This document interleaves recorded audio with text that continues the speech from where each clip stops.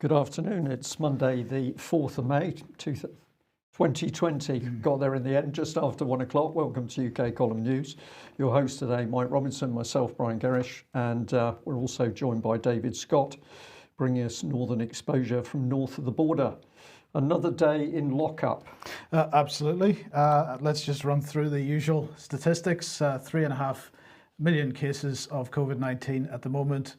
248,641 deaths, 1.161 million recoveries. That leaves 2,174,000 active cases, of which 2,124 are considered mild and 49,995 considered serious or critical. So that's back down below the 50,000 mark.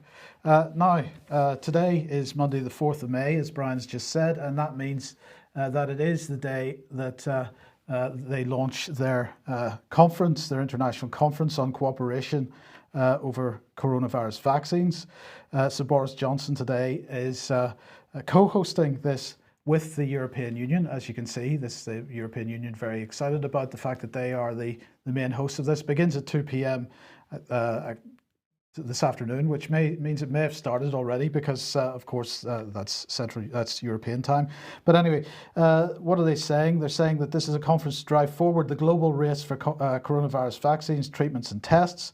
And it's a call on other countries to step up their efforts to work together on the most urgent shared endeavour of our lifetimes. So Boris Johnson's going to be co-hosting this with the EU. This comes with a load of money attached to it. So the UK has so far given £744 million of aid for the global response to coronavirus. Today's pledge towards the $8 billion target is made up of £388 million support for new vaccines, tests and treatments, £250 million to the Coalition of Epidemic Preparedness Innovations, that's CEPI, and $40 million to the Global Therapeutics Accelerator, $23 million to support Foundation for Innovative New Diagnostics, $75 million for the World Health Organization, and so on. So it's going to be co-hosted, Brian, with Canada, France, Germany, Italy, Japan, Norway, Saudi Arabia, and the European Commission. So we've had Brexit, we've left the European Union, and we're straight back into their table. And we've magicked £750 million. Yes, but don't worry, the Bill and Melinda Gates Foundation will be taking part in this afternoon. Okay. So you can rest assured that everything's going to be fine there. This is what Boris had to say, or is saying today. To win this battle, we must work together to build an impregnable shield around our people, and that can only be achieved by developing and mass producing a vaccine. He said, the more we pull together and share our expertise, the faster our scientists will succeed. The race to discover the vaccine to defeat the virus is not a competition between countries, but the most urgent shared endeavour of our lifetimes. And Anne-Marie Trevelyan, who's the no longer Defence Procurement Minister, but is in fact International Development Secretary, said it's only by working together that we'll prevent future waves of infection and end this pandemic as quickly as possible. So there you go. Future waves is something which keeps coming back. How has mankind managed to survive for a great many years without Bill Gates vaccines? I don't know, but now we've got a virus which is so powerful we cannot survive as a human race without the vaccine. No, that's true, and in fact we're not even probably going to see the end to the full end to the lockdown until that happens, as Michael Gove was saying yesterday. About when can we return to normal? I think people have used the phrase a new normal, and by that I think what they've sought to imply is that we can begin, we hope, as you quite rightly point out, as the R0 figure comes down, to ease some of the restrictions, but we have to do so in a cautious fashion. And the Transport Secretary was right to say that we can begin to see perhaps more people use public transport, but provided they are helped to stagger or to control the times when they use public transport in the way that people have already adjusted to how they might use supermarkets and food shops and so on. Ultimately, unless and until we have a vaccine, then I suspect that we're going to have to live with some degree of constraint because of the nature of the virus, but we obviously want to, wherever possible and consistent with our measures on public health, restore people's lives to as close to normal as possible. So as close to normal as possible. David, what are your thoughts on that? That's quite troubling because Mr. Gove is not being honest there. He said people have used the phrase the new normal. Oh yes, they have. It's worldwide. It's in every media and politician's mouth in the planet. But it doesn't mean what Mr. Gove says. New normal means we're not going back. New normal means the society is going to be transformed and it will not return to what we remember. That's what new normal means. Does he mean that? It seems very vague and wishy-washy and uncertain. Also, the idea that only a vaccine can protect humanity from this disease, which has got something like a 0.1 to 0.3% case fatality rate. I mean, are you kidding me? This is not the threat it's been talked up to be, and the idea that only a vaccine and not, good nutrition, human health, and our own intrinsic immune systems will deal with this in the way it's always dealt with it. It seems to be delusional. It's where is this coming from in the government? Where is Boris getting this from? He seems to have lost the plot. Well, of course, the answer to that question is in Vanessa Brealey's article on the UK Column website at the moment. So anybody that hasn't read that yet should do so. Well, I'm also going to say, David, I don't see anything delusional in what the government is doing. It's a question of putting the pieces on the table and having a look at them.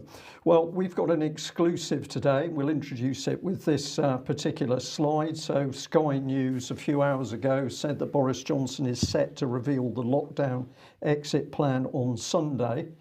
What we're perceiving is this is pure theatre by Boris Johnson, because it's what's going on behind the scenes that the British public and indeed worldwide public really need to understand. Now, we've been getting some really extraordinary information from people over the last couple of weeks, people inside the establishment deeply concerned about what is going on. Much of that was around 77 Brigade, but today we felt we had to share what we've been told. So let's have a look at this.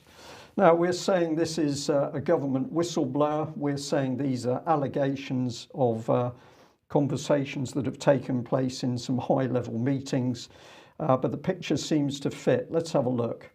So the overview is that COVID-19 lockdown is the perfect opportunity to, quote, repurpose government.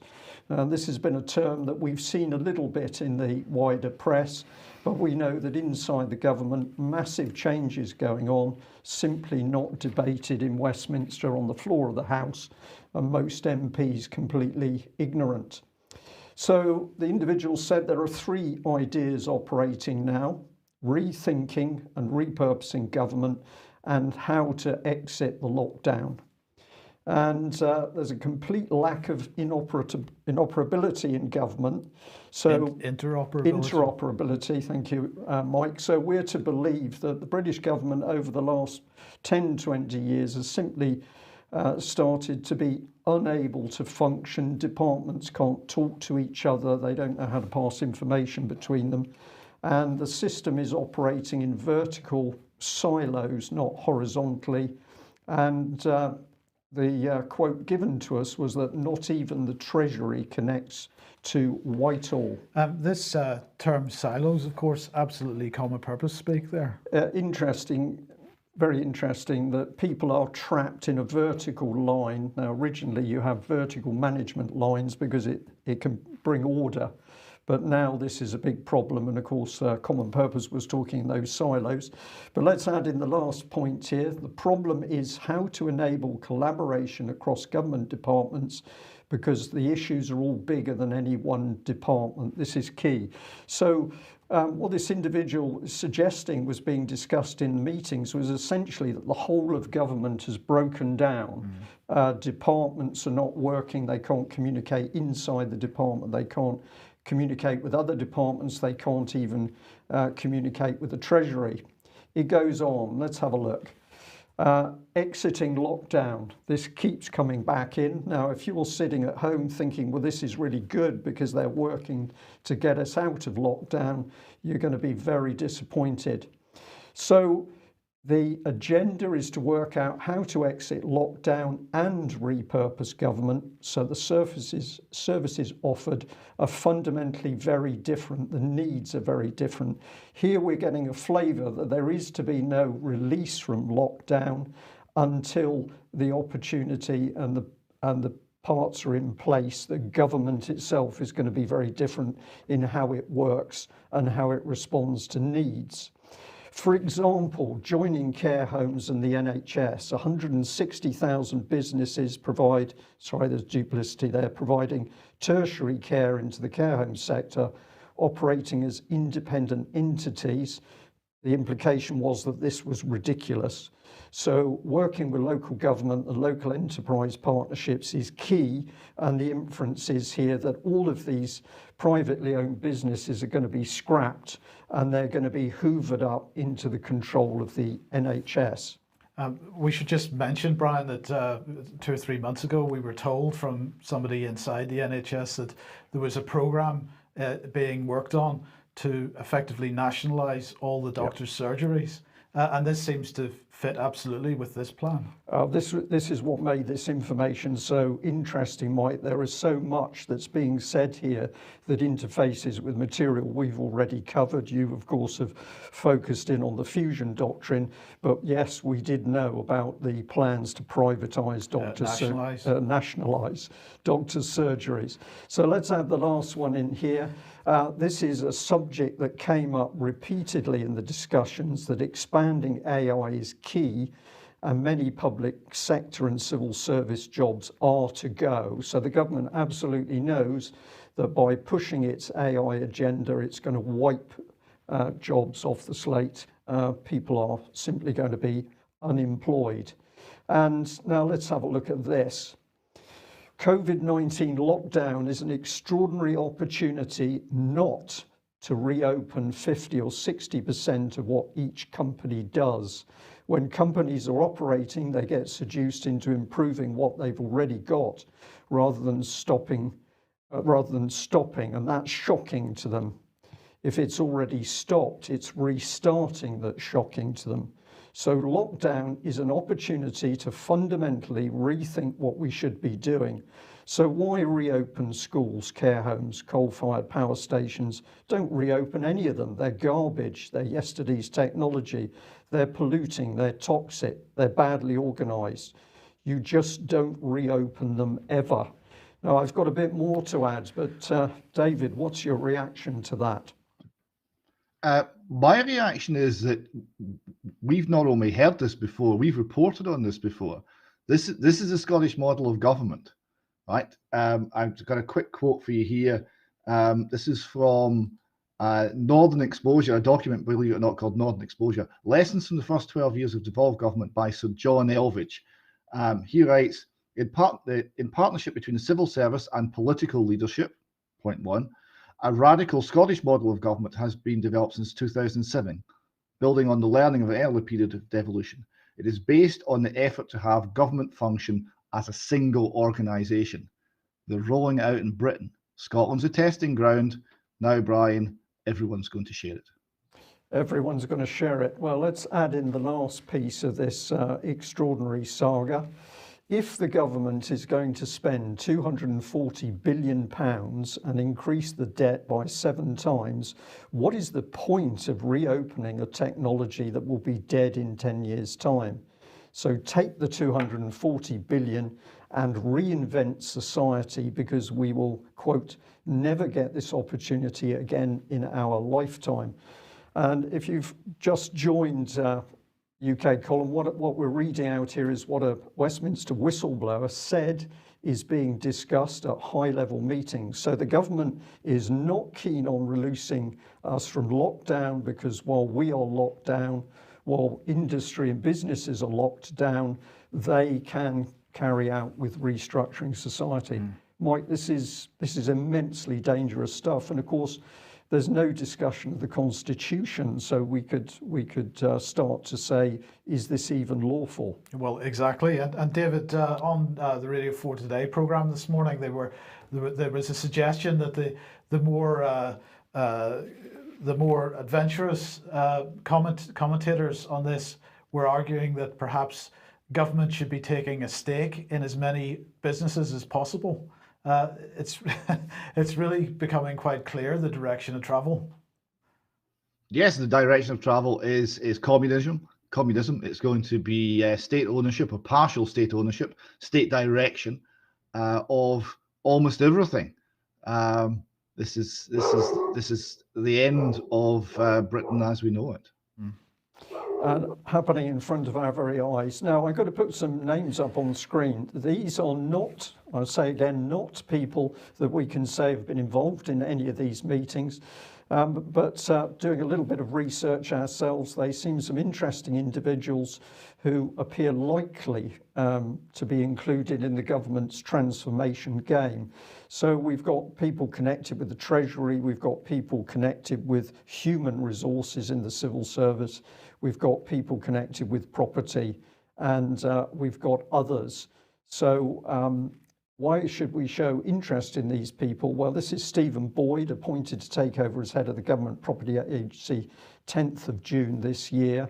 And if you look at the government's own material here, it says the government's property agency's agenda is vital to delivering value for the taxpayer, providing great workplaces with which to deliver excellent public services. I'm delighted to welcome Stephen. Having been instrumental in delivering the first phase of the Government Hubs programme for HMRC, Stephen is strongly placed to continue the, quote, transformation of the government estate. So this is the problem. The public simply does not know what's going on behind closed doors, but perhaps we've had a glimpse. I'll just say the Register here reporting on Robert Devereux, who's one of the names we've had on screen. He was working at the Department for Work and Pensions, and I believe he was the individual that was there when pension age was raised. He's now retired, and this article pointing out a very big pension pot. We're not coming out of lockdown. The new normal is the key, Mike. I think that's right. But one of the key areas that the government keeps pushing to try to ease, they say, ease some aspects of the lockdown is testing. So let's have a look at this document. Coronavirus COVID-19, scaling up our testing programs. Department of Health and Social Care published today. Well, the first thing that I thought was really interesting is they have a very similar style of diagram as the European Commission with respect to Defence Union, for example. They like this sort of pantheon symbology here with the pillars. And we want to look at Pillar 4 in particular here, Brian. And well, this is what it says. Robust population surveillance programs are essential to understand the rate of infection and how the virus is spread across the country. They help us to assess the impact of measures taken so far to contain the virus, to inform current and future actions, and to develop new tests and treatments. And one of the things that Michael Gove was announcing yesterday was a pilot program for the public surveillance program, population surveillance program, which is going to take place on the Isle of Wight. It's beginning there. They're hoping that 50 to 60% of the population of the Isle of Wight will download the NHS app to allow for contact tracing and so on. But clearly population surveillance is one of the outcomes of this. Well, this is a massive, and this we can see as fusion as well, isn't it? We've now got the British Army involved in spying on the general public. Yeah, we can see this coming together. Absolutely. We'll be talking more about the Army's role in a second. Okay, well, let's add to that, and thank you to one of our viewers. They pointed out The Guardian back in, when is this, 2006, August 2006, when Bill Gates met Tony Blair at Downing Street in 2001, the seeds were sown for the hugely ambitious plan to transform the NHS with the power of computers. What was this to do with? This was to do with a meeting with Bill Gates, where he was looking at the NHS's 12 billion IT program. So this is where we're seeing the mixing of Mr. Gates's agenda and our own NHS, but also interested in digital health here, which is printed an article about Mr. Hancock's Health Tech Advisory Board meeting. This is from back in 2018. If you don't know about this board, some details here. Chaired by Dr. Ben Goldacre, a board focused to assist policy creation. So we've got a group of people brought together to create an NHS with cutting edge technical vision. That's what it's talking about at the bottom. The use of data can revolutionise healthcare. And have a look at the people involved.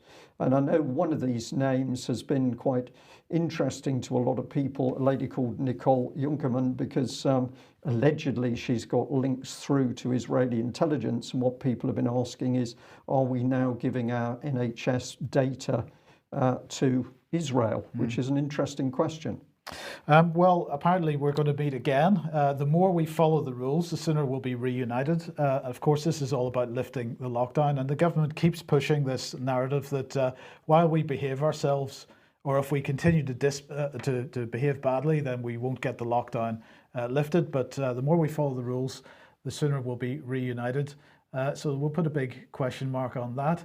But anyway, this is the kind of stuff that they're talking about with respect to the gradual lifting of the lockdown. Now, they're apparently looking at this on Thursday. There's a document be doing the rounds internally, but they're looking at this on Thursday. Boris is probably not going to announce anything specific on Thursday. Most of the mainstream media seem to think that that's going to be on Sunday, as Brian mentioned earlier. So they're talking about staff canteens staying closed even once people are allowed to go back to work.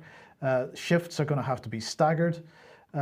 Home working is going to be something that they're really keen to push as a permanent situation. Lots of people don't enjoy working from home, and there are lots of tax implications actually if you are using space in your home and you're on PAYE. How is that going to be handled? A lot of these questions haven't been answered. There is going to be continued social distancing in the workplace, and that may include the installation of protective screens, just like we see in supermarkets at the moment, and also placing taped areas on the floor to make sure that you're not getting too close. So that's about the height of it, what we know so far. Well, Brian was discussing a few seconds ago how the discussions from internally seem to imply getting rid of the silos, working horizontally rather than vertically. With masses of AI. Absolute masses of AI. This is another aspect of the fusion doctrine. And one of the other things that Michael Gove was talking about yesterday during the live stream was the work of the military to support the government's COVID-19 efforts. So let's just have a listen to what he had to say. We've also deployed military support to assist the public sector. The COVID support force, mobilised by the MOD, is now 20,000 strong. Today, over 3,600 personnel are deployed in support of 86 separate projects in which military aid is being given to civil authorities. Across the country, 156 military planners are embedded at grassroots level with our existing local resilience forums, partnerships of emergency services, local authorities, the NHS, the Environment Agency, and others. So we've got partnerships coming right across the whole, every possible sector, interoperability, the conflation of military and civilian roles. And David, it's that particular aspect of the fusion doctrine, this conflation of military and civilian, is something that we have seen the European Union discuss for a number of years, and NATO, in fact, as the European Defence Project has built. So this is another policy which they've been working on for many years, which is suddenly actually being implemented under the auspices of COVID-19 response. Yes, COVID-19 is letting all the brakes off. All of this military planners sitting in 156 forums around the country, organising all of our lives in secret without accountability. That'll make it much easier for martial law, I would guess. It just seems actually extremely un-British. Are we not meant to have a society that's based on freedom and not have the military running our lives and running our civil society and running our institutions? Is that not what tin pot dictator countries have and continental countries have? It's not our way of doing things. is it? Well, traditionally it wasn't, David, but I have to say that I think this integration of Britain's military into what is we can now see as a private government system is just immensely dangerous. And 20,000 troops, we can't even put a full division on the battlefield for any sustained length of time, and yet suddenly we've hoovered up 20,000 people to be working, doing what? Spying on the British public. This should be across the whole of the mainstream media, but of course we're seeing silence on this, and we're seeing silence on the fact that the British government is happy that business and the economy is being destroyed, because it's going to allow society to be rethought and repurposed. It's immensely dangerous. Absolutely. Now, if you like what the UK column's doing and you would like to support us, your support would be much appreciated. Then please head over to ukcolumn.org/community. There are options to help us out there. And a reminder that this weekend is AV11. It's a virtual event only, so if you want to get tickets for the live stream, you can do that at the UK Column website. The URL's on screen at the moment. Of course, you're giving a presentation, Brian, Patrick Henningsen, David Ellis, but a number of other hugely interesting speakers. Mr. Devine as well. We've got some really Gemma O'Doherty, so there's some really good speakers on a whole range of different topics, but we'll be interested to see how it all gels together with a picture of what's really happening. Absolutely, and we'll just mention that, of course, because that's taking place, there'll be no UK Column news on Friday, but we will be back on Monday as usual. David, let's talk economy and finance again. And well, we've had this graph up a few times, but what's the latest situation? It looks like they're starting to. Are they flattening the curve there? They are for now anyway. They're flattening the curve. So it's a mere 83 billion of money printing and buying of everything on the shelf from the Fed last week. So we're now at 6.655 trillion Fed balance sheet. So either they're running out of things to buy, or they've decided that they've had the effect on the markets, on the financial markets they wanted to have. So we're going to close things down for the moment.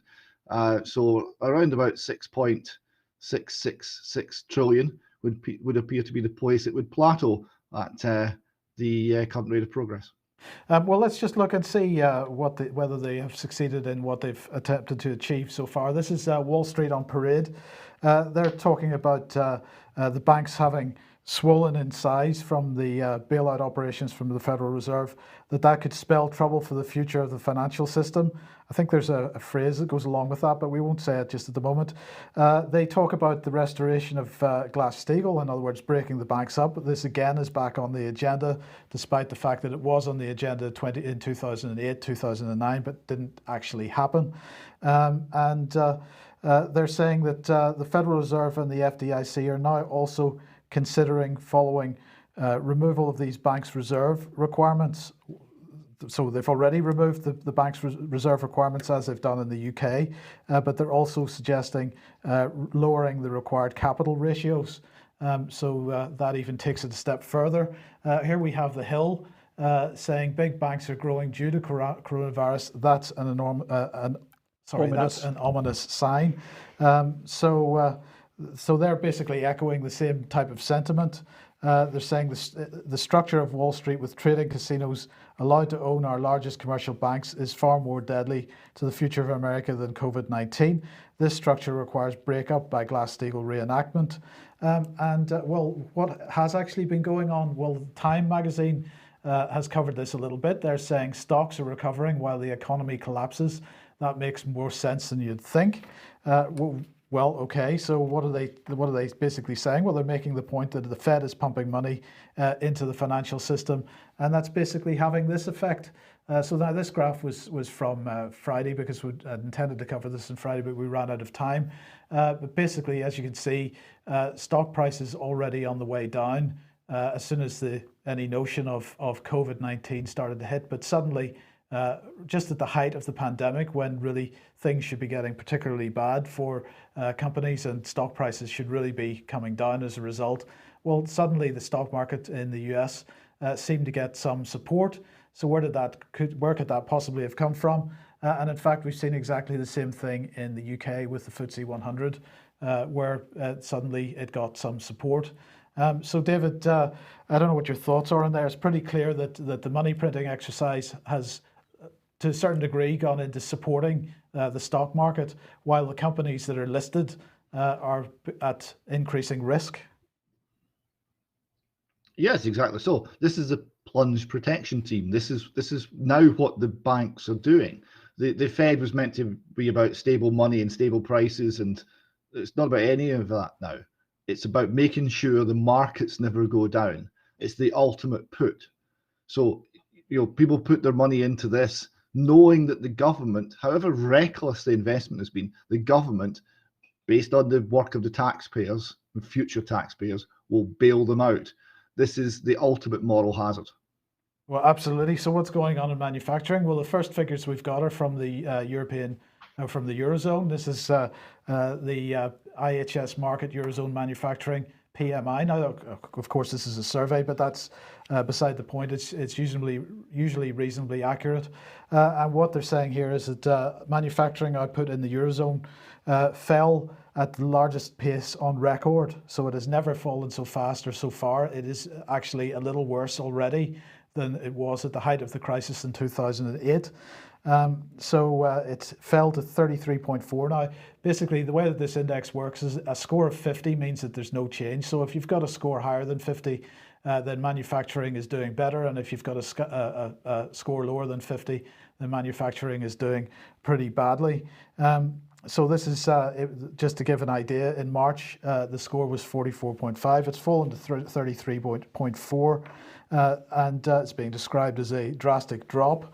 A combination of factors, including widespread factory closures, slumping demand, supply shortages, all linked to the COVID-19 outbreak. And one of the points they make, David, is that, of course, supply chains basically could be completely broken at this point, and those are going to be extremely difficult to recreate. And this, I think, is a point you've been trying to make over the last couple of weeks. Exactly. So the economy is extremely complex. The crude bailout by money printing that has been attempted here does not save crucial parts of the supply chain. If they break, they'll take a long time to reassemble, because we're talking about capital investment. We're talking about a great deal of expertise being assembled, and once it's destroyed, well, it's gone. It takes a lot to bring it back from scratch, and we're seeing here the real economy plummet, the real economy die, and yet government and the financial markets sail happily on as though nothing has happened. It's a very unreal situation. Well, let's move on to another aspect of this, which of course is energy demand, because if you have no manufacturing, then you've got no real demand for energy going on. This is the International Energy Agency, basically talking about the collapse in demand for energy in various sectors, well, largest decline since the Second World War. Let's just look at a little bit of this. Lockdowns are sharply reducing electricity demand, and they're showing the collapse in electricity demand across all the major economies, including the UK, France, Germany, Spain, Italy, and India. China seems to have recovered to a certain degree, but actually, where's China going to be selling any of the products that they're manufacturing in the minute? That's another question. And then they go on to look at the percentage changes in electricity demand. So there's the United States, the European Union, and we're seeing that already significantly lower than what was going on in 2008, and that's the situation with that. And then we've got the change of global energy demand from 1971 until now, and right across the various energy sectors. And you can see that oil is in the worst position of the lot. Interestingly enough, David, it looks like the Fed has taken some direct action in the last couple of days to deal with the situation with oil. So the crude price has gone up for West Texas from, I think, $11 up to $17. We should be really impressed with that, no? Well, I just wonder where the Fed are going to put the oil, because you have to buy oil to do that, and it's got to actually go somewhere. You have to, someone somewhere has to store it, and I'm not sure where that's going to happen. I mean, they can buy oil for the strategic US reserve, and they are doing that. But even that must have its limits as to capacity. Absolutely. So what's going on with house prices? Because of course the market, well, we don't really know where the market's going to sit if there is ever a relaxation of lockdown. No, nobody knows. But there's a warning here from the Times. Losers and a few winners from the crash in house prices. So they're predicting a crash. I would point out that the changes in lending policy by people like Nationwide and the big banks would suggest that they are trying to insulate themselves from something like a 25 to 40% house price reduction. The Times article comes up with a similar number. They write, tucked away at the back of Lloyds Banking Group's first quarter results, there were some startling figures. If the economic crisis were to seriously worsen, it said house prices could fall 10% this year, another 10.9% in 2021, and a further 12.9% in 2022. Overall 30%, and over 3 years. So we're talking about house prices, which, as you know, are a major and an unbalanced element of the UK economy, being in recession and slump for 3 years. This will make house prices at the end much more affordable, but it will trap a great many people in some very awkward financial situations with mortgages that exceed the value of their homes, and all of the pain and limitation as to the freedom that comes from that. I mean, the only sort of ray of hope for people in this situation is that there's no prospect of interest rates going up in the near term, or indeed ever. At what point in the Bank of England, in this environment where everything is based on printing funny money, are they ever going to put up interest rates? I think not. No. Well, look, let's just move on to this. The government is pushing this out at the moment as hard as they can. Ask your question. You could have it answered at the next coronavirus press conference. And Brian, I thought this was a perfect opportunity for people to let the government know what they think, because people must have lots and lots of questions. I mean, there must be lots of questions that could be raised just on the basis of this news program alone. This must be a perfect opportunity for people to get their views in. And we say to do it properly, which is to put your views in with evidence to back up your views. So where other scientists or doctors or virus-trained people are questioning what's going on, put the evidence in your letter. Don't just make it a sort of barrage of abuse, because that doesn't achieve anything. Get the evidence in front of these people, because that embarrasses them. Absolutely. So if you want to ask a question, which will probably never be heard on the next live stream, but it's still worth the effort putting it in, because it's the only way to communicate with these people. It's gov.uk/ask, and there's a little form there for you to fill in. I suggest you do it. Now, David, what's going on in the world of hate? Well, we are doubling down on hate. So we covered this last week. There's a new hate crime bill coming up in Scotland. It's going to be a crime. You got up to 7 years imprisonment for stirring up a hate crime, even though stirring up and hatred are not defined in the bill.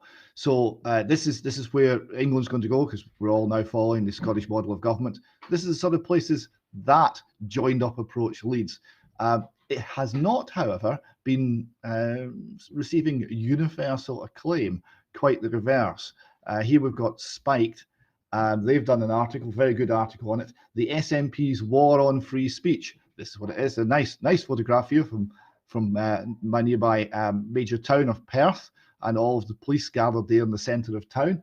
Make sure no one has any heretical ideas. So Spiked go on, and the SNP had decided to change the hate crime legislation. That appointed Lord Bracadale, a far from libertarian Scottish appeal judge, to review the matter, and he came up with a very hardline report. And in this, they make 3 new offences. First, a general crime of doing anything or communicating any material which is threatening or abusive and is intended or likely to engender hatred based on age, disability, religion, sexual orientation, transgender, intersex identity, etc. Second, a crime of merely possessing any such material. So if you hold it with a view to communicating it, so you might hold it to pass it to a friend, that is also criminal under this act. And third, there'll be criminal sanctions for anyone involved in the management of any organisation which fails to take steps to prevent any of the above. So companies are going to have to police their own workforce to make sure they don't provide any heretical thought crime information. Otherwise, the management of the companies will be in the dock. And Spike concludes, to put it bluntly, these are terrible proposals. The Scottish Government has no interest whatsoever in freedom of speech. Instead, it wants to project a comforting woke image to professionals and other supporters in Pollokshields and Bruntsfield. The laws must be opposed. Not only are they appallingly illiberal in themselves, but if passed, they will not be the last word. This is very true and excellent from Spite. And also, this has been going international. Here we've got the National Review, and they are reporting that Scotland swaps one blasphemy law for another. One of the sort of minor parts of this law is that the blasphemy is still on the statute books in Scotland, and it's been removed as part of this. But obviously, a sort of new version of blasphemy laws is coming in. So the National Review says this is precisely the kind of moral orthodoxy that John Stuart Mill warned against in 1859. Minority views will always be threatened by some prevailing tyranny. Mill wrote on liberty at a time in which moral dogmas of the Church of Scotland were legally enforced. Today, Scotland is in thrall of a new religion, the Church of Equality, Diversity and Inclusion, which is just as menacing and humourless, and to which the Scottish Government kowtows just as readily. That was written by a Scottish journalist working for the National Review and is spot on. However, the legislation has received some support. The YouTube account, Tatiana McGrath, she loves it. She says the new hate crimes bill in Scotland means that anyone who stirs up hatred can be jailed for 7 years. And the great thing is, we don't even have to prove there was any hateful intent. If we just feel insulted, that's sufficient. I'm moving to Scotland. So here we go. So Tatiana McGrath gets it. This is what we're trying to do. We're trying to change people and make sure that they are suitably cowed and will not speak their minds ever again. David, can I just interject briefly with an eye on the clock? And on that document, it said stiffer penalties for hate crimes based on age. And I thought to myself, how interesting, because it was recently revealed that over 500 children of the ages of 5 or 6 had been reported through to central databases as part of the PREVENT strategy. So are they going to give stiffer sentences to 5-year-old children who are now on police databases for hate crimes? There is actually no limit to this because everything's undefined. They don't define hatred, they don't define stirring up. Everything's undefined, so there is actually no limit on what they will do. They will do exactly what they want. And as the politically correct control grid moves, then everyone's behaviour will have to move with it or will be tied to. Yes. Now, of course, we live in the age of the Ministry of Truth, where we've highlighted this a number of times over the last couple of weeks, where information can change retrospectively, even on BBC articles, which apparently that's okay for them. Well, of course, one way to deal with that problem is to look at the Wayback Machine, but apparently that is not going to be an option for very much longer because the attack has begun on the Internet Archive and the Wayback Machine. COVID hoaxes are using a loophole to stay alive even after content is deleted, and what they're saying is that basically content is taken down from the internet through censorship because you're not allowed to ask questions about the COVID-19 pandemic, that information is still available on the Wayback Machine, on the Internet Archive, and that can't be allowed to stay. And David, you know, the Internet Archive has been around for a very long time. It has done a very good job, largely. Sometimes it has not done such a good job, but largely it's done a very good job in making sure that there's some kind of historical perspective possible on what's been published on the internet. And I think it is a very valuable resource and one that we can't really see attacked in this way. In this case, it's by the MIT, but this will become a broader attack, I'm quite sure. Yes, and it is essential. There needs to be some accountability where people use the memory hole and change the truth and airbrush people out of history. They need to be held to account for that, and we need to have the data to do so. Yes. Now we're out of time, but let's just run through a couple more of these. Last week, David, we were talking about the health protection coronavirus restrictions, and particularly the public health legislation that's at the back of that. Just bring us up to date with your thoughts on this. I just want to highlight that the coronavirus regulations, they are based and created via the Public Health Control of Disease Act 1984. It's a very well-timed act. And if you go to that, and I recommend that everyone should go and read that act. It's been quite heavily amended by another act in 2008, but you can find it on the government legislation website. And you'll find that there are many things and many powers that it creates that are they're absolutely terrifying when you see the way the government is going and using the COVID-19 crisis for other political outcomes. So one of the clauses here is the power to order health measures in relation to persons. So this is orders that may be made by a justice of the peace. So he has the power to order a person to submit to medical examination, to order that person to be removed to a hospital or other suitable establishment. Could that be one of our empty jails, maybe? He can order that the person be detained in hospital or other suitable establishment. He can order that they be kept in isolation or quarantine, and on it goes, including they can order someone to abstain from working or trading. Now, how is the Justice of the Peace, which is pretty low grade in terms of someone having the power to essentially detain you without limit of time, how is he to make these decisions? Well, he's to make these decisions based on evidential requirements laid down by the Secretary of State for Health or other suitable government minister. So it's a direct means by which the government can control us and completely quash all of our rights if they can simply cite something like COVID-19 as excuse. I mean, this is the stuff that Ben Fellows was trying to highlight people to last week. His video did go viral, with one slight caveat that the 1984 Act isn't new. It's been around since 1984, but as you say, there were amendments made in 2008.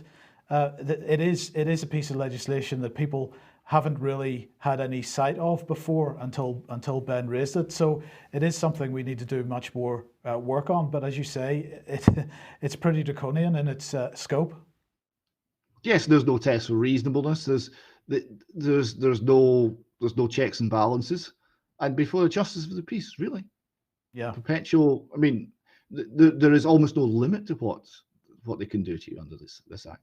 Yeah, and as we mentioned last week, Brian, of course, actions which are taking place in magistrates' courts, as is happening with local councils and council tax, they just hand a spreadsheet over and say, approve that. Yes, so they'll be doing batches of people for so-called hate crime in the way that they're doing batches of people for not paying council tax. Yes. Sarah Vine, the wife of Michael Gove, created quite a stir on Twitter this morning. I noticed that David Irvin's name was trending on Twitter, and I was wondering why. And it turns out this is why. She tweeted this out as a very special treat for my trolls. Here's another bookshelf. There are about 20 more bookshelves, I presume she means. But unfortunately, she took a photograph of a bookshelf which in fact contained,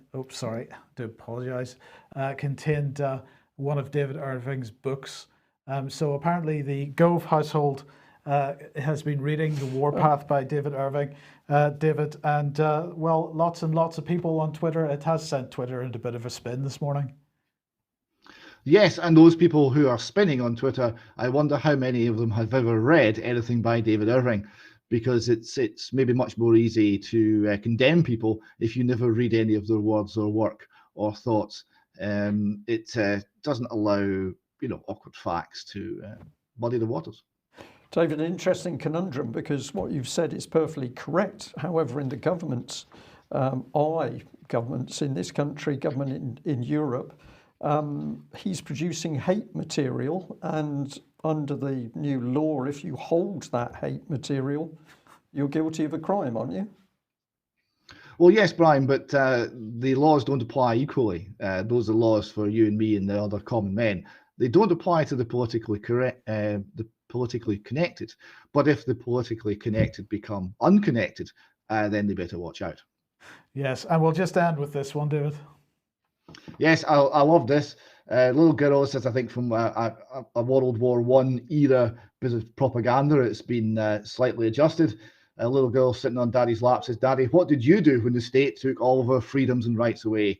And the father looks wistfully into the distance and replies, I called anyone who questioned it a conspiracy theorist and clapped like a monkey. Which is pretty spot on, I think we would say. Yeah, absolutely. Well, David, we're out of time. We'll end there. We're going to say thank you very much to all our viewers and listeners and subscribers and all of you who've donated. We've had some more donations in this morning. Thank you very much to that. How long is UK Column going to be able to produce factually correct and accurate news under the present circumstances? We don't know, but we're going to continue to keep going and keep smiling. If you're a member of the public now starting to get deeply concerned at watching the United Kingdom turn into a communist or a communitarian, fascist even state, and that's what we've been describing today, then unlike the gentleman in the cartoon, you need to do something. And of course, what better time than to use social media, emails, the telephone, letters, in order to hold your MPs to account, because it's very obvious from letters that we're seeing that the average MP simply has no idea what is actually being brought together around them. So get those MPs informed, put them under pressure, start to ask the questions. We'll leave it there. Thanks for joining us. Bye-bye.